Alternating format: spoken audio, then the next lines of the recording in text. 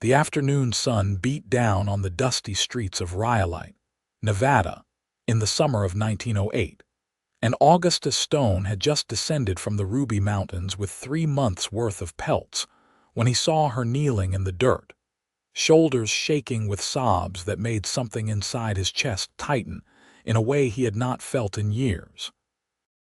The woman was young, maybe 22 or 23, with honey-colored hair that had escaped from its pins and a simple cotton dress covered in white liquid. At her feet lay a shattered clay pitcher, its contents forming a pale puddle that was already being absorbed by the thirsty earth. Augustus stood there for a moment, his massive frame casting a long shadow across the ground, uncertain whether to approach or continue on his way to the trading post.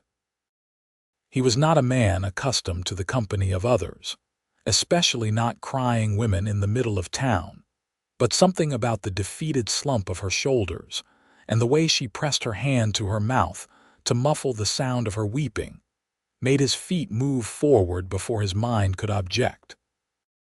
"Miss." His voice came out rougher than he intended, gravelly from weeks of speaking only to his horse and the occasional mountain lion. She looked up with a start, her eyes red-rimmed and brimming with tears the color of sage after rain. For a moment, she simply stared at him, taking in his weathered buckskin jacket, the long dark hair that fell past his shoulders, and the sheer size of him. Augustus knew he cut an intimidating figure, standing well over 6 feet with shoulders broad enough to block out the sun and arms thick with muscle from years of trapping, hunting, and surviving alone in the mountains. "I am sorry," she said, her voice breaking as she tried to compose herself. "I am making a scene. I should not be crying over something so foolish." Augustus knelt down beside her, ignoring the milk that soaked into the knee of his buckskin pants. Up close, he could see the fine tremor in her hands and the exhaustion that lined her delicate features. "Does not seem foolish to me," he said quietly. "Milk is precious out here. Was that your last?" She nodded, fresh tears spilling down her cheeks. "My little brother, he needs it. Thomas is only 7, and he has been sick with fever for 3 days. The doctor said he needs milk and broth to keep his strength up, but I just spent our last coins on this pitcher from Mrs. Henderson's dairy. And now—" She gestured helplessly at the puddle, her voice dissolving into another sob. Augustus felt something shift inside him, like a boulder finally giving way after years of erosion. He reached out and gently took her hand, noting how small and cold it felt in his calloused palm. "What is your name, Florence?" she whispered. "Florence Vaughn." "Well, Miss Vaughn, my name is Augustus Stone, and I think I might have a solution to your problem." He stood, pulling her gently to her feet. "Come with me." Florence looked uncertain, but there was a desperate hope in her eyes that made Augustus more determined than ever to help her. He led her down the main street of Rhyolite, past the saloons and the general store, past the assay office where miners brought their silver findings, until they reached the livery stable at the edge of town. The owner, a grizzled old-timer named Pete, was sitting outside whittling a piece of wood. "Pete," Augustus called out, "where can a man buy a cow around here?" Pete looked up, his weathered face splitting into a grin. "Augustus Stone, thought you died up in them mountains. Ain't seen you since last winter." His gaze shifted to Florence, curiosity evident in his rheumy eyes. "A cow, you say? Well, old Barnaby Fletcher has got himself a dairy farm about 2 miles west of town. Lost his wife last spring and has been talking about selling off some of his herd. Too much work for one man, he says." "Much obliged." Augustus tipped his hat and turned to Florence. "Wait here. I will be back before sundown." "Wait," Florence said, reaching out to touch his arm. Even through the thick buckskin, Augustus could feel the warmth of her hand. "You cannot just buy me a cow. I have no money to repay you, and I do not even know you." Augustus looked down at her, at the pride warring with desperation in her expression, and felt a smile tug at the corner of his mouth, something that happened so rarely he had almost forgotten the sensation. "Consider it a loan, then. You can repay me by making sure your brother gets well. That is payment enough." Before she could protest further, he was striding toward the trading post, where he knew he could get a fair price for his pelts.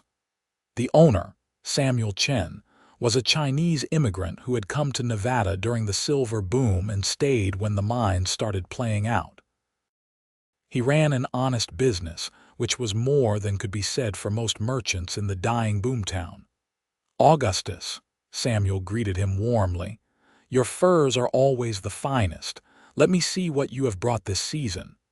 The transaction took less than an hour. Samuel examined each pelt carefully, running his experienced fingers over the beaver, marten, and fox furs, nodding his approval. When they finally settled on a price, Augustus walked out with enough money to buy not just one cow, but possibly two, along with feed and supplies. He found his horse, a sturdy roan gelding named Red, at the livery and mounted up. The ride to Barnaby Fletcher's farm took him past the last scattered buildings of Rhyolite and into the scrubland that stretched toward the mountains. The landscape was harsh and unforgiving, all sagebrush and rocky soil, but Augustus found a stark beauty in it that he had never found in more civilized places. Barnaby Fletcher's farm sat in a small valley where a creek provided just enough water to keep a modest herd alive. The old man was exactly where Pete had said he would be, in the barn tending to his animals. He was thin and worn, grief evident in every line of his face, but his eyes lit up when Augustus explained his purpose. "You want to buy a cow for a sick boy you don't even know?" Barnaby asked, leaning on his pitchfork. "That is mighty charitable of you, son. The boy has a sister," Augustus said, and something in his tone made Barnaby's eyebrows rise. "Ah," the old man said, a knowing smile crossing his face. "Well then, let me show you what I have got. I have got a good milk cow, a Jersey named Honey. She is gentle as a lamb and gives 2 gallons a day, easy. Lost her calf last month, so she is needing to be milked regular anyway." Augustus examined the cow, running his hands over her flanks and checking her udder. She was indeed a fine animal, with soft brown eyes and a placid temperament. "How much?" They haggled for a few minutes, but Augustus could tell Barnaby's heart was not really in it. The old man was lonely and worn down by grief, and he seemed more interested in making conversation than driving a hard bargain. Finally, they settled on a price that Augustus knew was far lower than the cow's actual worth. "I will throw in a week's worth of feed too," Barnaby said. "And if the lady needs any help learning to milk her, you tell her to come see me. My Martha, God rest her soul, she used to teach the town women how to handle dairy cows." Augustus paid the man and led Honey out of the barn. The cow followed docilely, her bell clanging softly with each step. The sun was beginning its descent toward the western horizon as Augustus made his way back toward Rhyolite, leading the cow behind his horse. Florence was exactly where he had left her, though she had cleaned up the spilled milk and gathered the broken pieces of the pitcher. When she saw him approaching with the cow, her hand flew to her mouth and fresh tears sprang to her eyes. "You actually did it," she breathed, walking forward to meet him. "You bought a cow." Augustus dismounted and handed her the lead rope. "Her name is Honey. Barnaby Fletcher says she is a good milker and gentle enough for anyone to handle. He also said you are welcome to come see him if you need help learning to milk her." Florence looked up at him, and Augustus felt his breath catch at the expression on her face. There was wonder there and gratitude, but also something deeper that he could not quite name. "Why would you do this for strangers? You do not even know us." Augustus considered the question carefully. The truth was, he was not entirely sure himself. He had spent the last 10 years of his life alone in the mountains, trapping and hunting, coming to town only when he needed supplies. He had grown comfortable with solitude, had told himself he preferred it that way after the life he had left behind.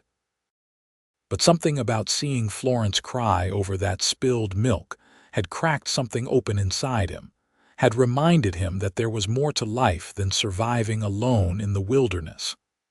"Maybe I was tired of keeping all my money to myself," he said finally. "Or maybe I just could not stand to see you cry. Either way, the cow is yours. No strings attached." Florence shook her head slowly, a small smile playing at the corners of her mouth. "I told you I will repay you. I do not know how long it will take, but I will." "Then let me help you get her home first," Augustus said. "Where do you live?" "We have a small house at the end of Pine Street near the edge of town. It is not much, but it is ours." There was pride in her voice, and Augustus found himself respecting that. They walked together through the streets of Rhyolite, drawing curious stares from the townspeople. Augustus was used to being noticed. His size and appearance always attracted attention. But walking beside Florence, leading a cow through town, he felt exposed in a way that had nothing to do with physical appearance and everything to do with the strange vulnerability of caring what someone else thought of him. The house Florence led him to was indeed small, little more than a shack really, with weathered wooden walls and a patched roof. But the small garden out front was neatly tended, and the front step had been recently swept. It spoke of pride and determination, of someone doing their best with very little. "Thomas," Florence called out as they approached. "I am home." The door opened and a thin boy appeared, his face pale and drawn. He was wrapped in a blanket despite the heat, and Augustus could see the fever flush on his cheeks. But the boy's eyes widened with delight when he saw the cow. "Florrie," he exclaimed, his voice hoarse. "Is that a cow?" "A real cow." Florence glanced at Augustus, her eyes shining with unshed tears. "Yes, Thomas, this is Honey. She is going to be staying with us now so you can have fresh milk every day." Thomas stumbled forward, reaching out to touch the cow's nose with wonder. "She is so soft. Can I help take care of her?" "When you are better, you can help all you want," Florence promised, ruffling his hair. "But right now, you need to get back inside and rest. Go on." The boy obeyed reluctantly, casting longing glances back at the cow as he disappeared into the house. Florence turned to Augustus, and he could see she was struggling to maintain her composure. "I do not have a proper barn," she said quietly. "Just that small shed out back. Will that be enough?" Augustus walked around the property to inspect the shed.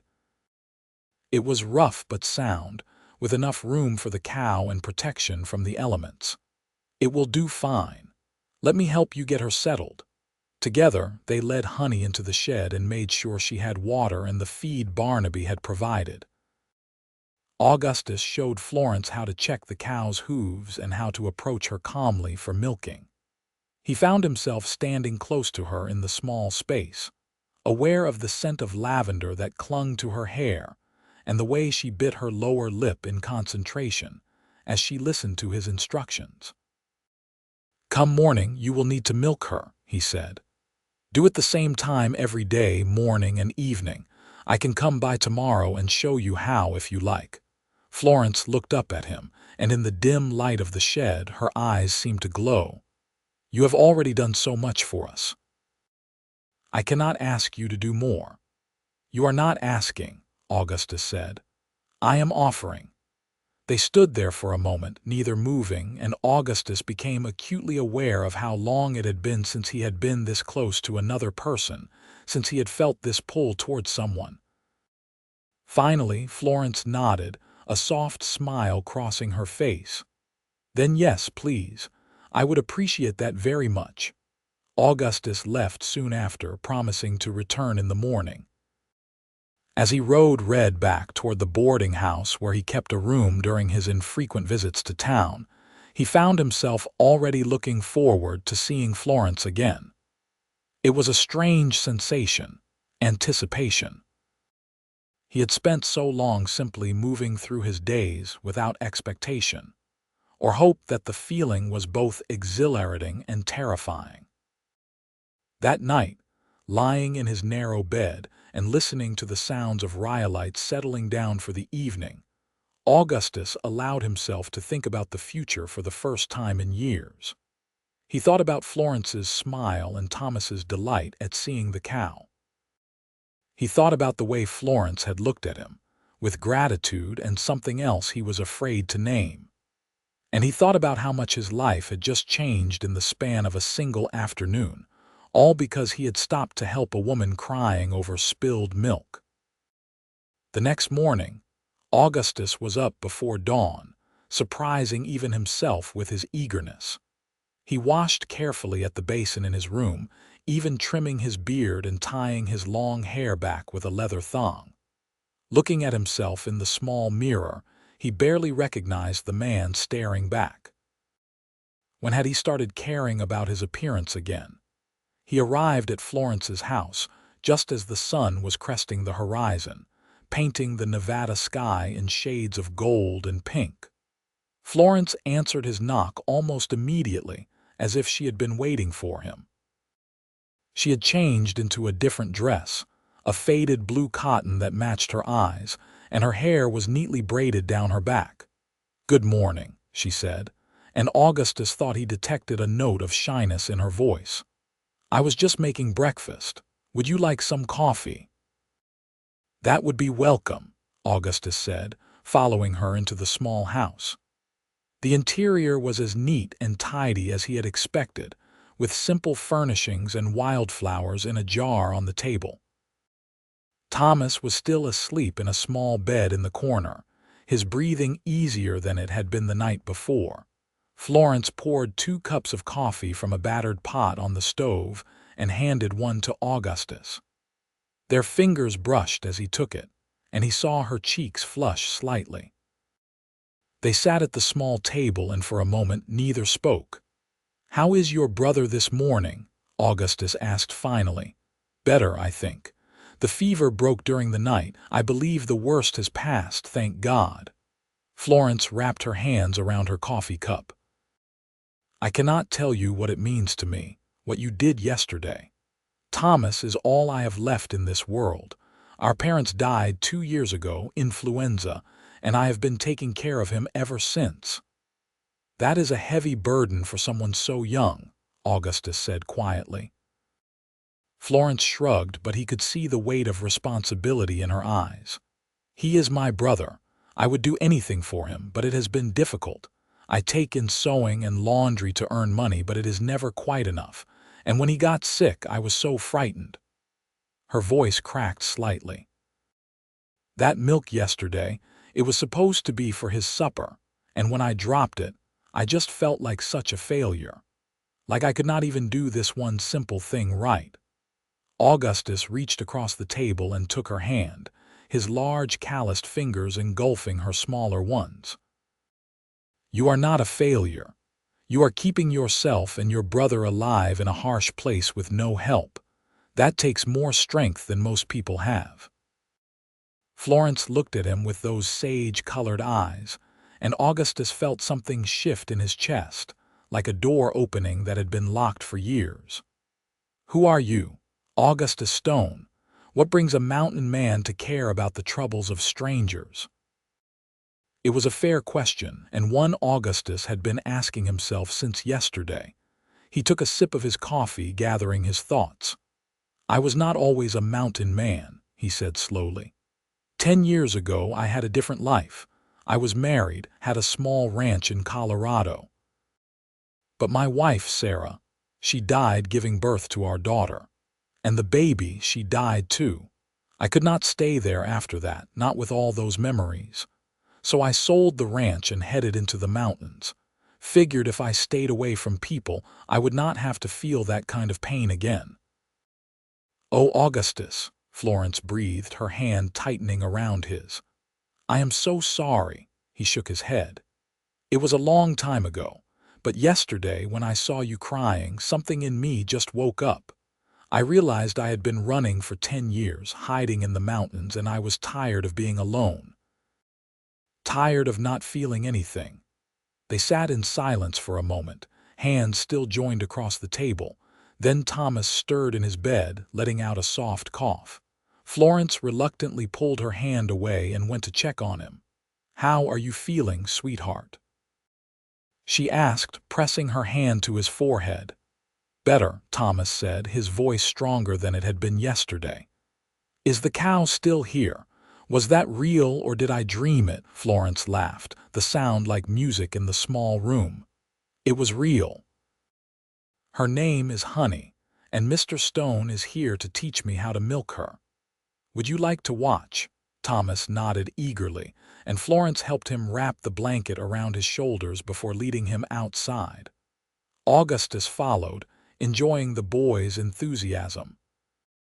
In the cool morning air, they gathered around the shed, and Augustus showed Florence how to approach Honey, how to position the bucket, and how to milk with steady, gentle pressure. Florence's first attempts were clumsy, but she was a quick learner. Augustus stood behind her, his hands guiding hers, and tried to ignore the way his pulse quickened at her nearness. Thomas watched with fascination, asking a dozen questions that Augustus answered patiently.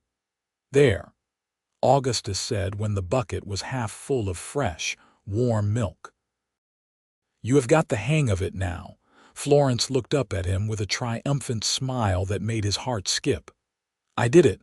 Thomas clapped his hands in delight. "Can I try tomorrow?" "When you are fully recovered," Florence promised.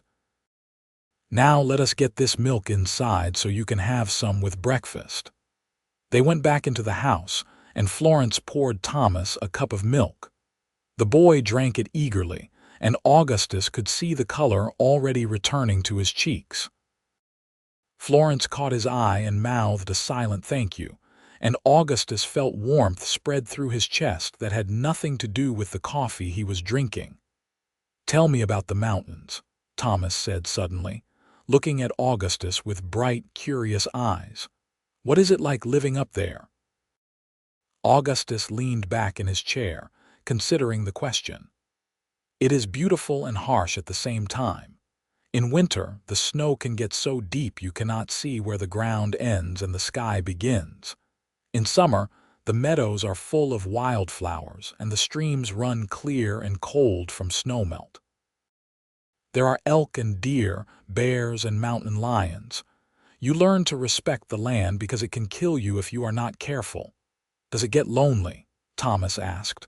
Augustus glanced at Florence, who was watching him intently. "Yes," he admitted, "it gets very lonely sometimes." "Then why do you stay?"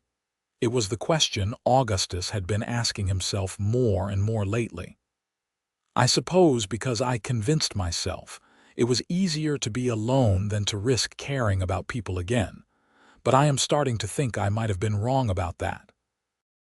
Florence's cheeks flushed pink and she busied herself clearing away the breakfast dishes. Augustus stood, knowing he had already stayed longer than he probably should have. "I should get going," he said. "Let you both get on with your day. Will you come back?" Thomas asked, and there was such hope in his voice that Augustus could not have refused even if he had wanted to. "If your sister does not mind, yes. I would like that." Florence walked him to the door, stepping outside with him into the morning sunshine. "Thank you again," she said softly. "For everything. You have given us more than just a cow. You have given us hope." Augustus looked down at her, at the way the morning light caught in her honey-colored hair and the gentle curve of her smile. "Can I come by again tomorrow? Maybe help fix up that shed a bit? I noticed some boards that could use replacing." "You have already done so much," Florence protested, but her eyes were shining. "Maybe I am not doing it just for you," Augustus said, surprising himself with his honesty. "Maybe I am doing it because I want a reason to see you again." Florence's breath caught, and for a moment they simply looked at each other. Then she nodded, a shy smile playing at her lips. "Tomorrow, then, I will have coffee waiting." Augustus left feeling lighter than he had in years. As he walked back toward town, he found himself noticing things he had not paid attention to before. The way the morning sun painted everything gold, the sound of birds singing in the scrub brush, the way the air smelled of sage and possibility. He spent the day gathering supplies from the general store, wood and nails and tools he would need to repair Florence's shed. The proprietor, a portly man named George, raised his eyebrows at the purchases, but made no comment beyond friendly chit-chat about the weather and the declining silver prices.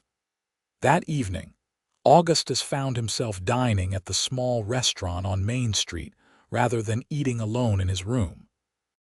He nodded to the other patrons, mostly miners and merchants, and found that the solitude he had craved for so long now felt more like loneliness than peace. The next morning, he returned to Florence's house with his tools and lumber. She greeted him with that smile that was becoming dangerously familiar, and Thomas bounced around excitedly, already looking much healthier. "Can I help?" the boy asked as Augustus began unloading the lumber. "Thomas, you need to rest," Florence protested, but Augustus shook his head. "He can hand me nails," Augustus said. "Light work, nothing too strenuous. A man needs to feel useful." Thomas beamed, and Florence relented with a grateful smile.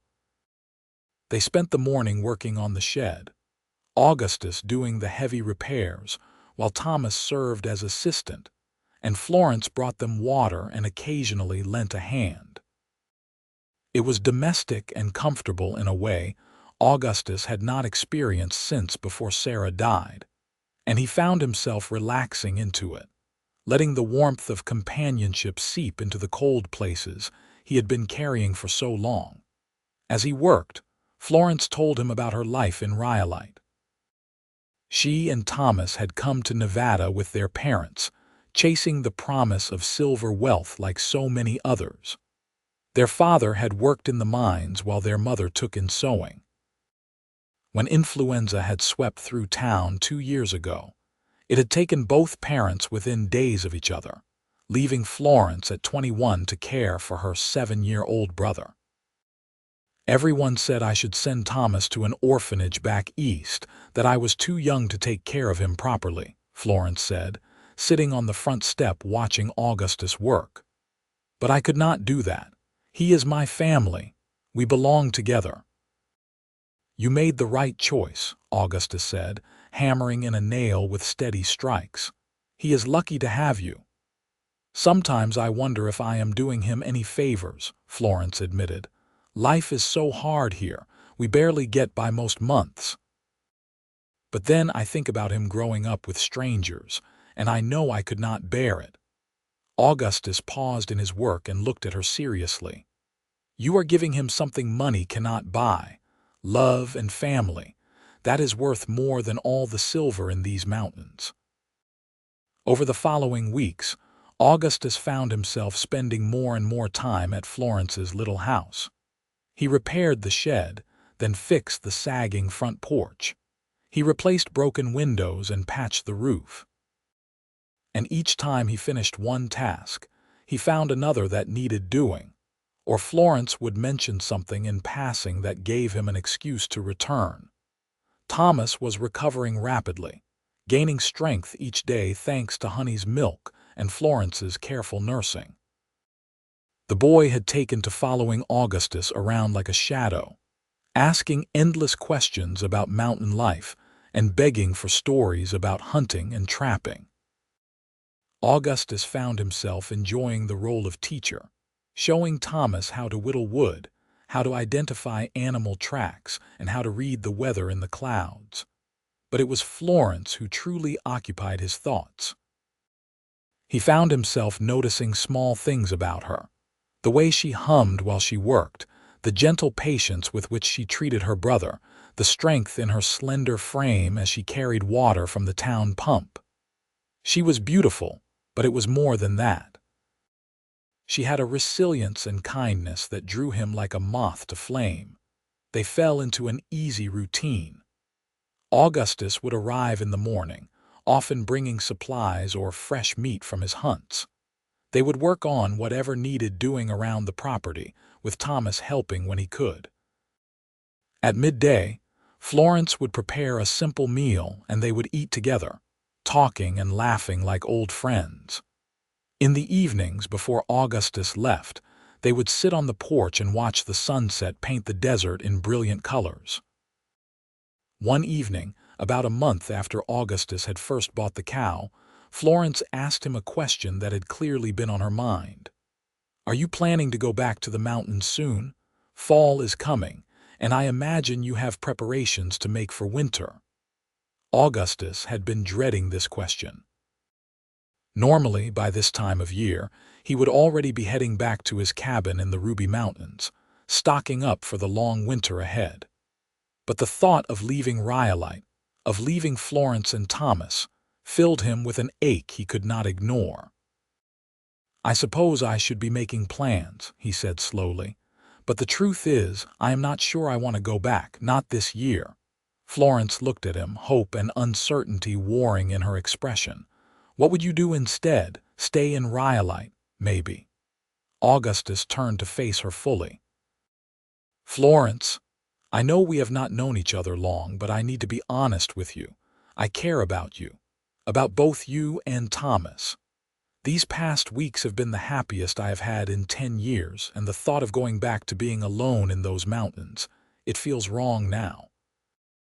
Florence's eyes widened, and he saw her hands tremble slightly as she clasped them in her lap. "Augustus, I care about you too. More than I probably should, given how recent our acquaintance is. But I have to think about Thomas. I cannot be impulsive or reckless. Everything I do affects him." "I know that," Augustus said, reaching for her hand. "And I respect it. I am not asking you to make any promises or commitments. I am just saying I want to stay close by if you will let me. I could get a proper job in town, maybe as a hunting guide or a trapper for the trading post. I could court you proper the way you deserve." Florence's eyes filled with tears, but she was smiling. "Are you asking permission to court me, Augustus Stone?" "I suppose I am," he said, feeling suddenly nervous in a way he had not felt since he was a young man courting Sarah. "If you will have me." "Yes," Florence whispered, squeezing his hand. "Yes, I would like that very much." Augustus felt his heart soar. Before he could think better of it, he leaned forward and kissed her, gentle and tentative. Florence responded, her hand coming up to touch his bearded cheek, and for a moment the world seemed to stop. When they pulled apart, both were breathing hard, and Augustus could see the wonder in Florence's eyes. "I was beginning to think I would never feel this way about anyone," Florence said softly. "After my parents died and life became so hard, I thought maybe romance and love were luxuries I could not afford. But then you came along and changed everything." "You changed everything for me too," Augustus said. "You reminded me that I am still alive, that I can still feel joy and hope. I thought those parts of me died with Sarah and the baby, but you brought them back to life." They sat together on the porch until the stars came out, talking and dreaming about the future. Augustus told her about his plans to find steady work in town, maybe eventually save enough to buy a small piece of land where they could build a proper house. Florence shared her dreams of expanding her sewing business, maybe even opening a small shop if circumstances allowed. When Augustus finally left that night, walking back toward his boarding house under a canopy of stars, he felt like a different man than the one who had descended from the mountains a month ago. He had purpose now, something to work toward beyond mere survival. The next day, Augustus went to see Samuel Chen at the trading post. "I am looking for more steady work," he told the merchant. Something that would keep me in town rather than up in the mountains. Samuel raised his eyebrows. This would not have anything to do with a certain young seamstress, would it? Augustus felt his cheeks heat slightly. Maybe it does. Samuel laughed. Good for you, my friend. As it happens, I could use someone with your skills. There are enough prospectors and miners in the area who need guides for hunting trips, and I have been thinking about expanding into that business. I could pay you a fair wage to lead expeditions, and you would be based here in town. What do you say? I say you have got yourself a guide, Augustus replied, shaking Samuel's hand. With steady employment secured, Augustus felt more confident about his courtship of Florence. He began calling on her regularly, bringing small gifts when he could. A pretty ribbon for her hair, a new knife for Thomas, fresh game for their table. He took them on Sunday picnics when the weather was good, packing a basket and leading them out to a pretty spot near the creek where honey had come from. Thomas adored these outings, running around catching lizards and splashing in the shallow water. But Augustus's favorite moments were when the boy was occupied, and he could sit with Florence in the shade of a cottonwood tree, talking about everything and nothing, stealing kisses when they thought Thomas was not looking.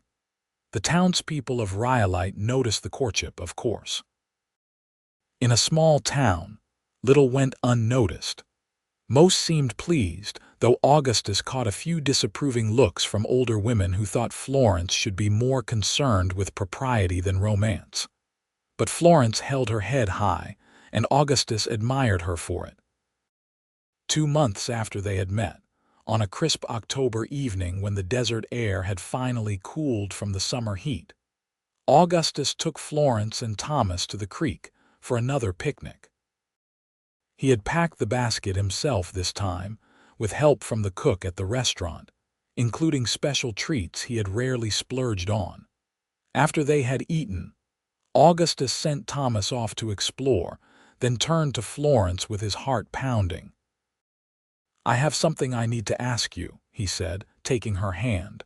Florence looked at him with those beautiful sage eyes, and he could see she knew what was coming. Augustus, I know it has not been that long, he said quickly, and I know conventional wisdom says we should wait longer.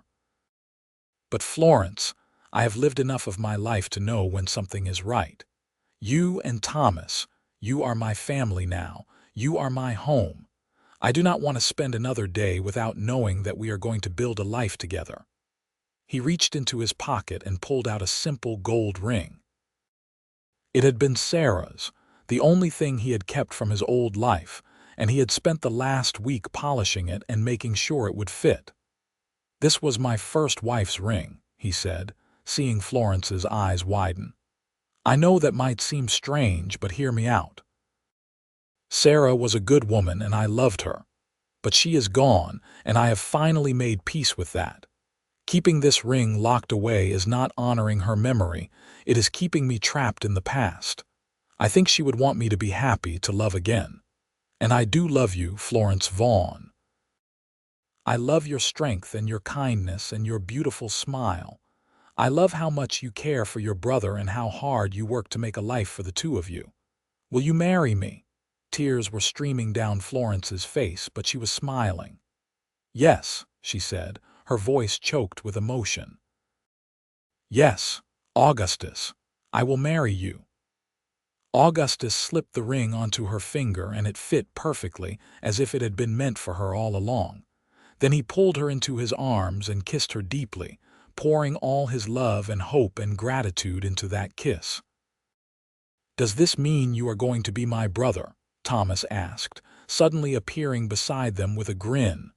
Augustus laughed and pulled the boy into their embrace. I suppose it does. How do you feel about that? I think it is the best thing ever, Thomas declared.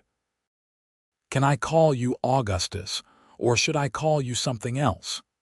You can call me whatever feels right to you, Augustus said, ruffling the boy's hair. They spent the rest of the afternoon planning their future. Augustus wanted to get married soon, before winter set in fully. Florence agreed, though she insisted on making herself a proper wedding dress first. They would live in her little house until Augustus could save enough to buy land and build something bigger. Thomas would go to school, and Florence would continue her sewing work while Augustus led hunting expeditions. The wedding took place 6 weeks later, on a cold December morning in the small church at the center of Rhyolite. It was a modest affair with only a handful of guests. Samuel Chen and his family, old Barnaby Fletcher, Pete from the livery, and a few of Florence's customers who had become friends. But it was perfect. Florence wore a dress she had sewn herself from cream-colored silk that Samuel had ordered special from San Francisco. Her honey-colored hair was adorned with wildflowers that Barnaby had somehow managed to find in his greenhouse.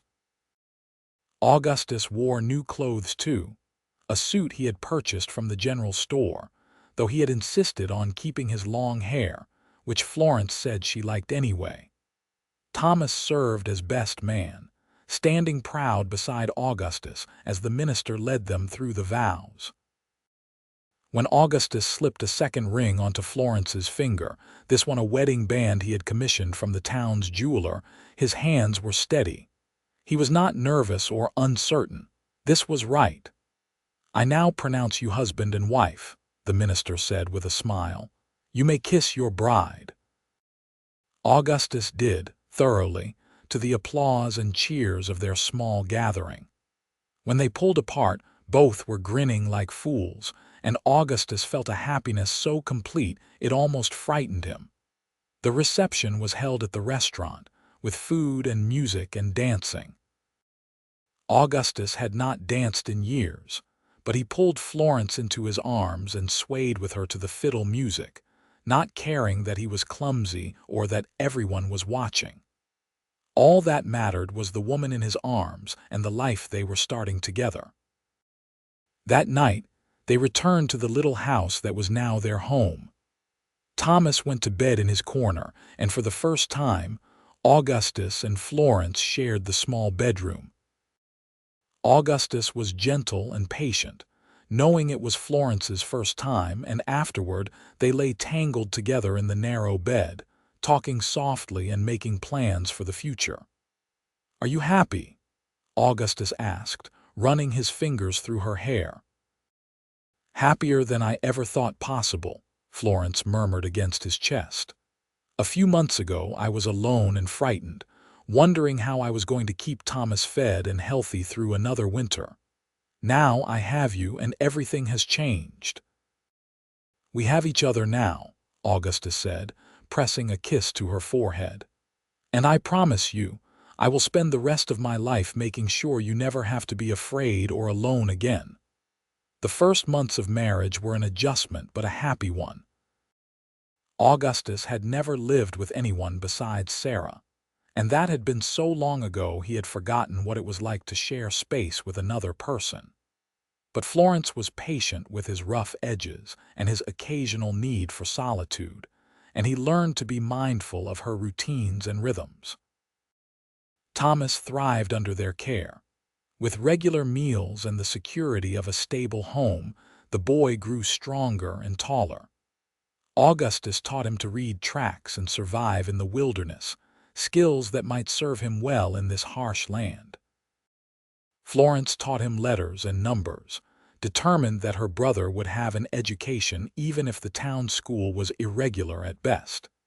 In the spring of 1909, Augustus finally saved enough money to purchase a small piece of land on the outskirts of Rhyolite. It was not much, just 10 acres with a decent water source and a view of the mountains, but it was theirs. He began building a house with his own hands, cutting lumber and laying stone, determined to give his family a proper home. Florence was pregnant by then, a development that thrilled and terrified Augustus in equal measure. He had lost one wife and child to childbirth, and the thought of going through that again made him wake in the night with cold sweats. But Florence was strong and healthy, and the doctor assured them she was in good condition. The new house was finished just in time. In September of 1909, on a clear autumn day, Florence gave birth to their first child, a son they named Andrew Augustus Stone. The labor was long and difficult, and Augustus spent every minute of it pacing outside the bedroom door, praying to a God he was not sure he believed in anymore. But when the midwife finally called him in and he saw Florence holding their red-faced, squalling infant, relief and joy flooded through him in equal measure. "We did it," Florence said, exhausted but beaming. "We have a son." Augustus kissed her forehead, tears streaming down his face. "You did it. You are amazing." Thomas was beside himself with excitement at becoming a big brother, and in the months that followed, he took his role seriously, always wanting to help with the baby. Augustus watched his makeshift family with wonder, hardly believing that this was his life now. The new house became a real home, filled with laughter and love. Augustus continued his work as a hunting guide, which provided steady income. Florence took in sewing when she could manage it around caring for Andrew, and they saved carefully, planning for the future. In 1911, Florence gave birth to their second child, a daughter they named Grace. By then, Thomas was 14 and taking on more responsibilities around the property, helping Augustus with repairs and even leading some of the easier hunting expeditions. He had grown into a fine young man, and Augustus was proud to call him family. Rhyolite itself was changing during these years.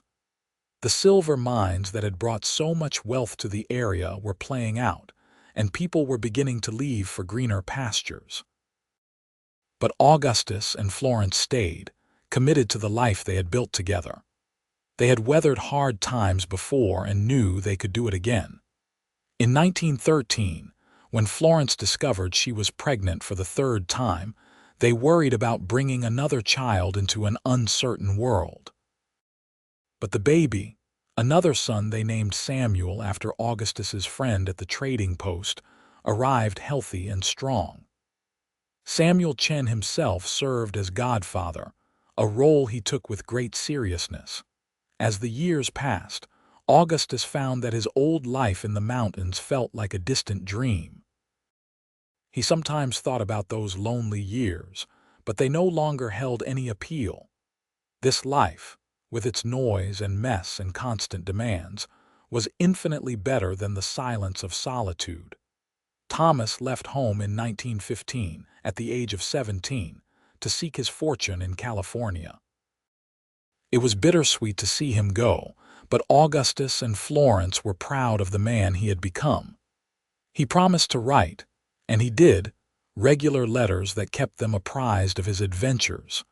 By 1920, Rhyolite was nearly a ghost town.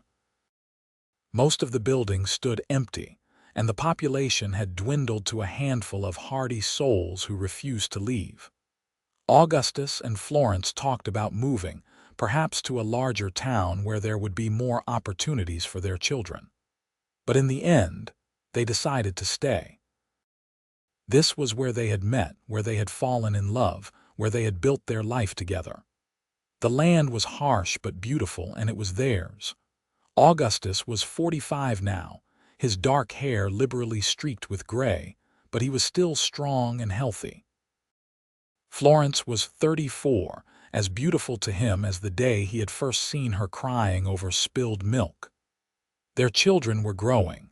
Andrew now a thoughtful boy of 11, Grace a spirited girl of 9, and Samuel a rambunctious 6-year-old who reminded Augustus of Thomas at that age. One evening in the summer of 1920, Augustus and Florence sat on the porch of their house, watching the sun set over the desert they loved.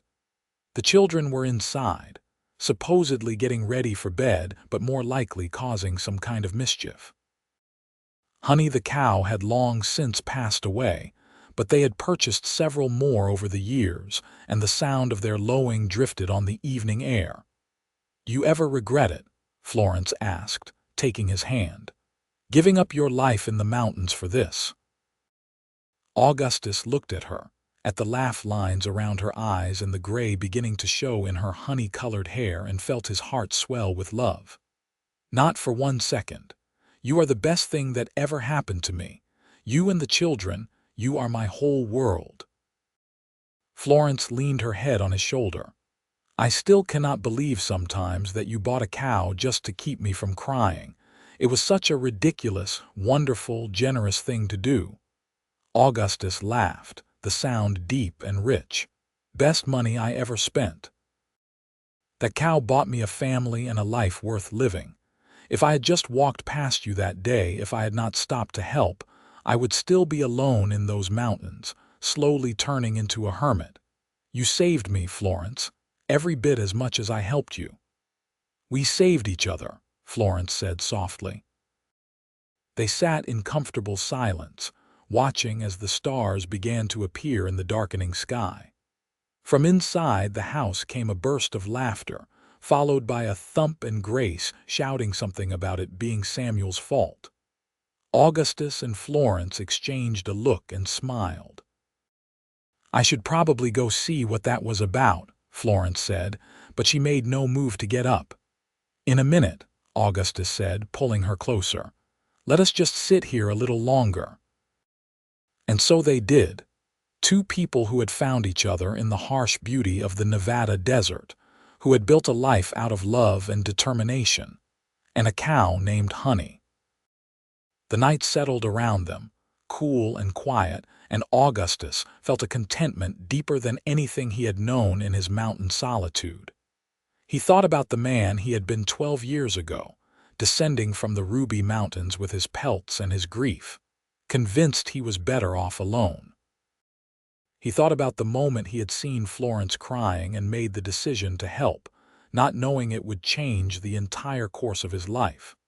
Sometimes the smallest acts of kindness had the biggest consequences. "What are you thinking about?" Florence asked, sensing the direction of his thoughts. "How lucky I am," Augustus said simply. "How one moment of deciding to care about someone else's tears led to all of this. It makes me believe in fate or destiny or whatever you want to call it. We were meant to find each other, Florence." "I am sure of it." Florence lifted her head and kissed him soft and sweet. "I love you, Augustus Stone. Thank you for stopping that day. Thank you for seeing me when I felt invisible. Thank you for giving me and Thomas a chance at a better life." "I love you too," Augustus said. "More than I have words to say." Eventually, they went inside to wrangle their children into bed. Andrew was trying to teach Samuel how to build a house out of wooden blocks while Grace supervised and offered unwanted advice. Augustus scooped up Samuel and tossed him gently onto his bed, making the boy squeal with delight. "Bedtime," he announced in his mountain man voice, the one he used when he wanted to sound stern, but everyone knew he was not really angry. "Just 5 more minutes," Samuel pleaded. "You said that an hour ago," Florence pointed out, helping Grace into her nightgown. "Please." Andrew added his voice to the chorus.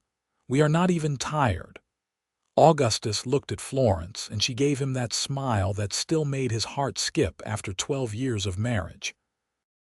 "All right," he relented. 5 more minutes, but then bed, no arguments." The children cheered, and Augustus sat down on the floor with them, helping Andrew with his block tower while Florence braided Grace's hair. These were the moments Augustus treasured most, the ordinary, everyday moments of family life that he had thought lost to him forever. When the 5 minutes were up, they put the children to bed for real, tucking each one in and kissing them good night. Augustus lingered in Samuel's room, watching his youngest son fight sleep with determination. "Papa," Samuel asked, his eyes drooping, "tell me about the mountains." Augustus had told his children many stories about his years as a mountain man, carefully editing out the loneliness and focusing on the adventure. "What do you want to know? Did you ever get scared up there all alone?" It was a more perceptive question than Augustus expected from a 6-year-old. "Sometimes," he admitted, "but I had forgotten what real fear was until I met your mother. Being alone is one thing. Being afraid of losing the people you love, that is true fear." Samuel processed this with the seriousness of childhood. "I am glad you met Mama, otherwise I would not be here." Augustus felt his throat tighten with emotion. "Me too, son, me too." When Samuel finally drifted off to sleep, Augustus returned to his own bedroom where Florence was already in bed, reading a letter that had arrived earlier from Thomas. "He is doing well," she said, looking up with a smile. "He met a girl. He thinks he might be in love." Thomas in love, that is hard to imagine.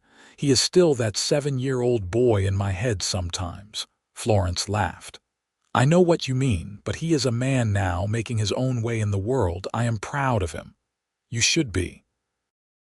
"You raised a good man, Florence. You did that all on your own before I came along." Florence set the letter aside and moved closer to him. "But it has been so much easier with you beside me. I do not think I could have done it alone for much longer. I was at the end of my rope when you found me that day." Augustus wrapped his arms around her, breathing in the familiar scent of her hair. "Then I am glad I came along when I did, though I have to say it worked out pretty well for me too."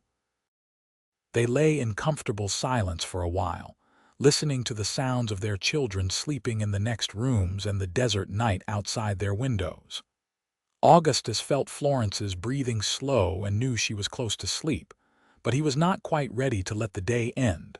"Florence," he whispered, thank you for marrying me, for taking a chance on a rough mountain man with more muscles than sense." Florence laughed sleepily.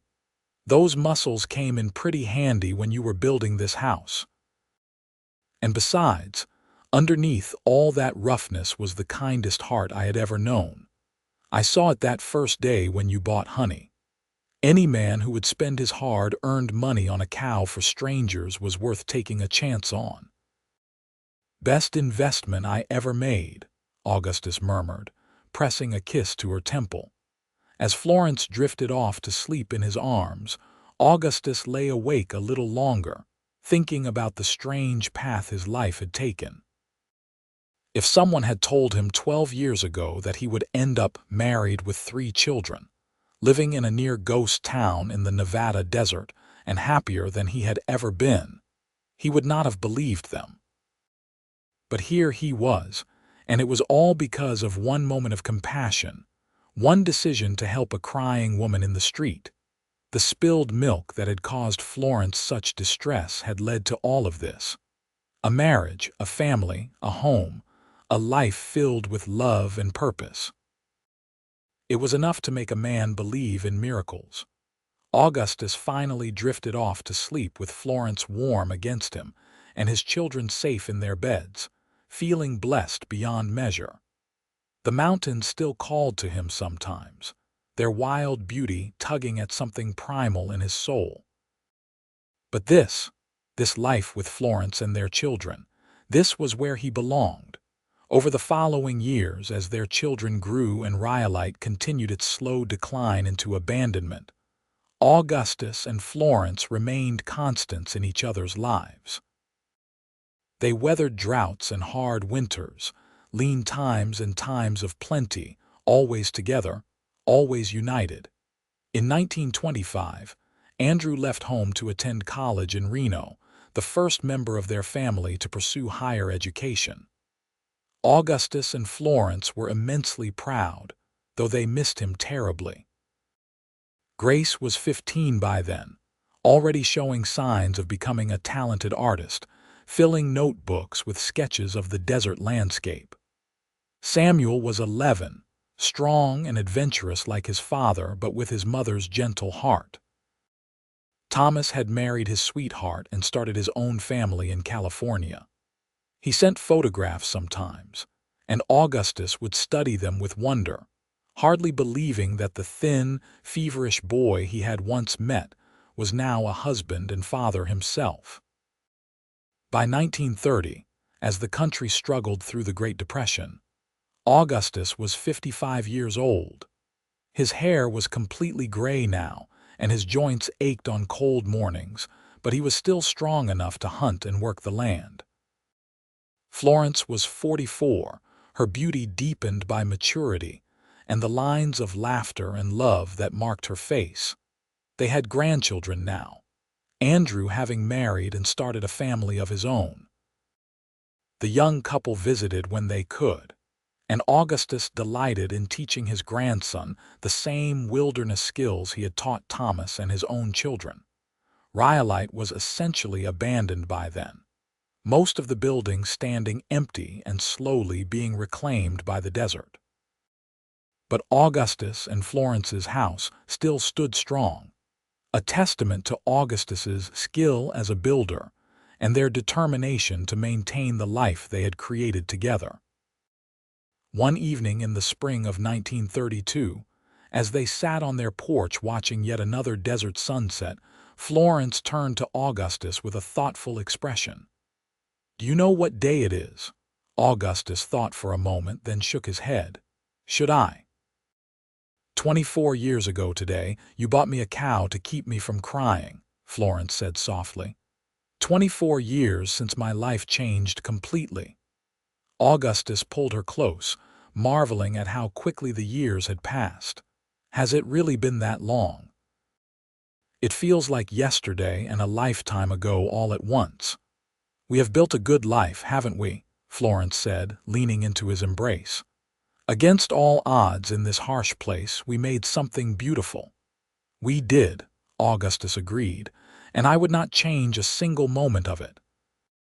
They sat together as the sun dipped below the horizon, painting the sky in shades of orange and purple. The desert had been good to them in its own harsh way, teaching them resilience and the value of what they had. Their children were grown and thriving, carrying forward the lessons of love and determination they had learned from their parents. In the years that followed, Augustus and Florence continued to live in their house outside Rhyolite, content in their simple life together. Their children visited with grandchildren in tow, filling the house with noise and laughter. Thomas came from California with his family, and the reunions were joyous occasions that reminded them all of what truly mattered. Augustus still went hunting occasionally, though not as far or as often as in his youth. Florence still sewed, her skilled fingers creating beautiful things despite the arthritis that was beginning to slow them down. They had each other, and they had the family they had built together, and that was enough. On their 25th wedding anniversary in 1934, Augustus surprised Florence with a gift. It was a painting he had commissioned from Grace, who had become a successful artist in San Francisco.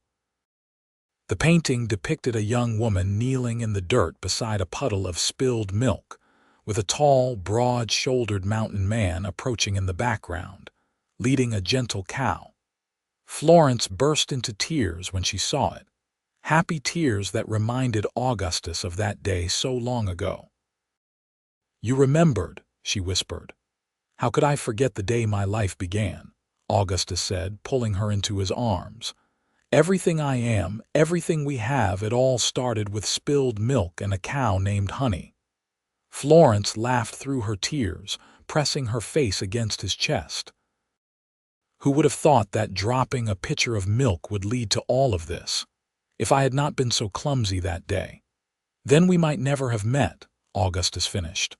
"But you were, and we did, and I will be grateful for that for the rest of my life." They hung the painting in a place of honor in their home, where it reminded them daily of where they had come from and how far they had traveled together. It became a favorite topic of conversation when their grandchildren visited. The story of how Grandpa had bought a cow for Grandma and they had fallen in love. As the years continued to pass and they grew older, Augustus and Florence remained devoted to each other. They had weathered every storm together, had built a family from nothing, had created a love that sustained them through good times and bad. In the evenings, they still sat on their porch and watched the sunset, hands clasped together, content in the knowledge that they had lived fully and loved completely. The desert stretched out before them, harsh and beautiful, the same landscape that had witnessed their meeting and their marriage and every moment in between. Augustus had long ago stopped thinking about his lonely years in the mountains, except as a reminder of what his life might have been without Florence. He had been so convinced that solitude was safer than connection, that feeling nothing was better than risking pain. But Florence had taught him that love was worth the risk, that life without connection was not really living at all.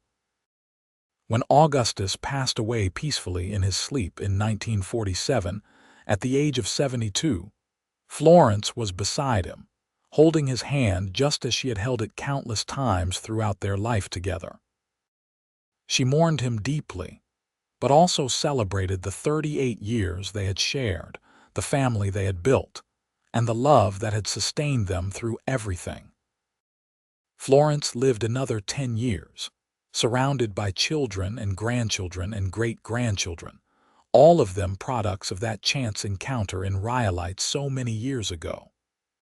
She told the story often, of the mountain man who had bought a cow to keep her from crying, and how that simple act of kindness had changed everything. When she finally passed away in 1957, at the age of 71, her family gathered to celebrate a life well lived and a love that had conquered loneliness and hardship. They buried her beside Augustus on their land outside Rhyolite, with a view of the mountains he had once called home, and the desert they had both learned to love. The house they had built together still stood for many more years, a testament to Augustus's skill and their determination. Visitors to the ghost town of Rhyolite would sometimes venture out to see it, drawn by the story of the mountain man and the woman whose tears over spilled milk had led to a legendary love. Their descendants carried on the story through generations, telling it to their own children and grandchildren, keeping alive the memory of Augustus and Florence, and the reminder that sometimes the smallest acts of kindness can change lives in ways we never imagine. That one decision to care, to help, to see another person's pain and do something about it, can lead to everything that matters. The cow named Honey was long gone, as were most of the people who had known Augustus and Florence personally. But their love remained, a beacon of hope and proof that even in the harshest of landscapes, even in the most difficult of circumstances, love can flourish and create something beautiful that lasts forever. And so the story ended, not with tragedy or loss, but with the quiet certainty that two souls had found each other against all odds, had built a life together that mattered, and had left behind a legacy of love that would endure long after they were gone. The mountain man who had once chosen solitude over connection had learned that the greatest adventure was not found in the wilderness, but in opening your heart to love. And the woman who had cried over spilled milk had discovered that sometimes our lowest moments lead to our greatest blessings. Their story was complete, a circle closed, a love fulfilled. And in the end, that was all that mattered.